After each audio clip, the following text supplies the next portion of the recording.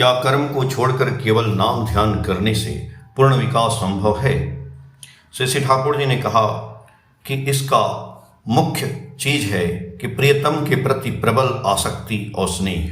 यदि वह आसक्ति और स्नेह हो तो प्रियतम के शब्दों और कर्मों की ओर भी झुकाव होता है।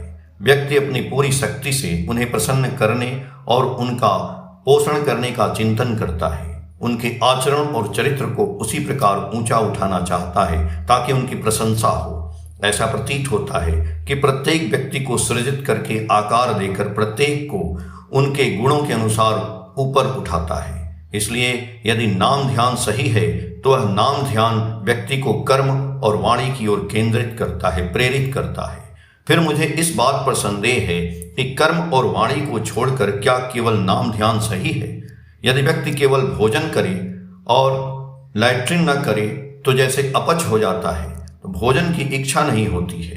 यदि केवल इंद्रियों की तृप्ति हो, इंद्रिय उन्मुख तृप्ति, और यदि कर्म उन्मुख निर्वहन न हो, क्रिया उन्मुख निर्वहन, तो मन की अवस्था स्थिति उत्पन्न होना असंभव नहीं है।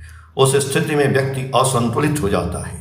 यदि मैं अपने अस्तित्व के हर पहलू में उन्हें समाहित करना चाहता हूँ तो मुझे अपना सब कुछ उनकी सेवा में समर्पित करना होगा। जहाँ कहीं भी उनका जुड़ाव नहीं रहता वहाँ उनका प्रभाव नहीं पड़ता। वह जुड़ावहीन और नीरस रहता है। पूर्ण विकास के मार्ग में कई अंतराल आ जाते हैं। हमारे बीच कुछ विकृति और एक तरफा विचार उत्पन्न हो गए हैं। पत्नी और पुत्र से प्रेम करते हुए भी हम यह नहीं सोचते कि हम केवल उनके बारे में सोचेंगे और वास्तव में उनके लिए कुछ नहीं करेंगे। यदि यह बात उन पर लागू नहीं होती है तो ईश्वर अर्थात इष्ट से प्रेम करने पर क्यों लागू हो? जिसे प्रेम किया जाता है उसके लिए मनुष्य जो कुछ कर सकता है उसकी कोई सीमा नहीं है। जितना अधिक वह कर सकता है उतना ही उसे लगता है कि अभी और भी बहुत कुछ करना बाकी है। और यदि कोई ईश्वर से प्रेम करता है तो उसे उनके लिए प्रत्येक उनकी वाणी से प्रेम करना चाहिए और सभी के सुख दुख और सफलता के लिए परिश्रम करना चाहिए। यदि कोई अपने माता पिता से प्रेम करता है तो क्या वह कभी अपने भाई बहनों के प्रति उदासीन हो सकता है? क्या भक्त के लिए कोई लिखित नियम है? ये सभी कार्य उनकी सेवा, उपासना, भक्ति, पूजा जो कुछ है ये सब उसी का अंग है।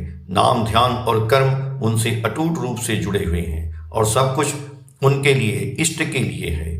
पर्यावरण की सेवा, परिवेश की सेवा का कार्य चाहे जितना भी महान क्यों न हो, यदि उसे उद्देश्यपूर्ण ढंग से न किया जाए तो वह केवल एक अनसुलझे रहस्य की तरह बन सकता है और मानव पीड़ा का कारण भी बन सकता है। जय गुरु।